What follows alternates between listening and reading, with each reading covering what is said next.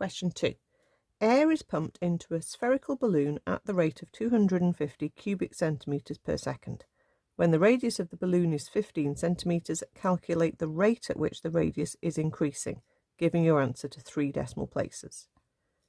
Okay, so this is a connected rates of change question, which doesn't come up very often, but it has obviously been on this specimen paper, so it might again be on this summer.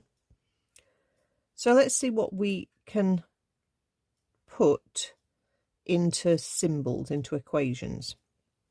So we've got this fact, that is the rate of change of the volume. You can tell it's a volume because it's a cubic unit, and it would make sense because it's how much air is going into the balloon.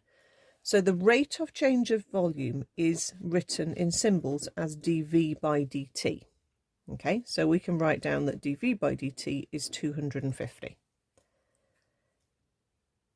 It's telling us to work something out when the radius is 15, and what it's telling us to work out is this. This is the rate of change of radius. It even tells us it's going up. Okay, so the rate of change of radius is what we're trying to find. So both of these don't say compared to time, but that is implied in the wording of the question. Okay, so how quickly, so we're comparing to time. Now, what else is it not telling us? It's a sphere.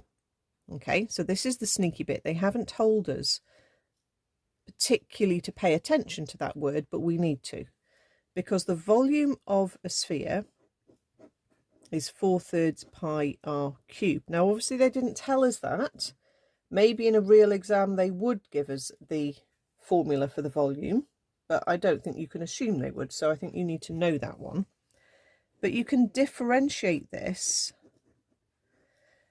As you're differentiating this, you're not going to get dV by dt because you haven't got any t's here. You've got an r.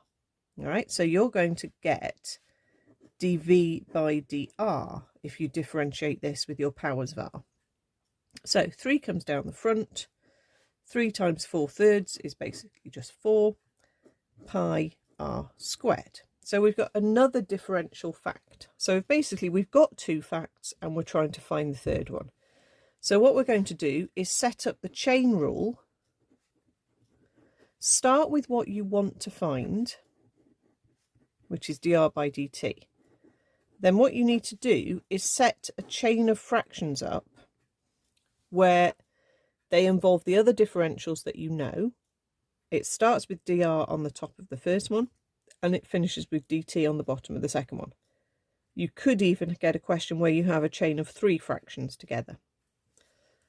So we've got dV by dt, and we've got dV by dr. Now we need to flip that one over to get dr by dV. Okay, so that's your chain of fractions. These 2 here should match and cancel out. Okay, so as we put our bits of, information in, we have to flip this one over, as I said. So you flip the whole thing. If it was a fraction, it would just invert, but it's not a fraction, so we just do 1 over. This one we don't need to flip. So we get 250 over 4 pi r squared. I think we could cancel the 250 and the 4, but I'm not really bothered because I'm going to substitute a number in anyway. I'm going to sub in r is 15.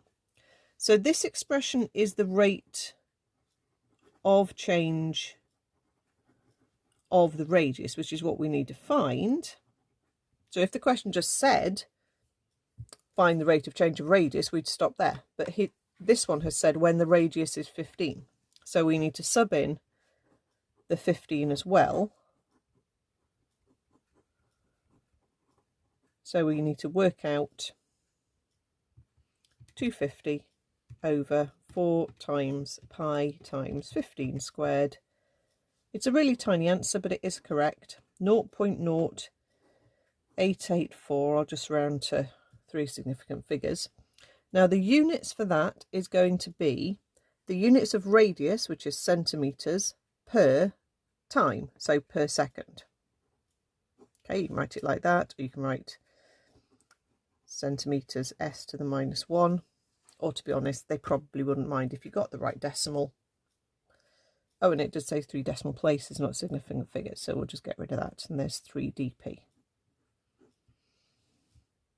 Okay, good.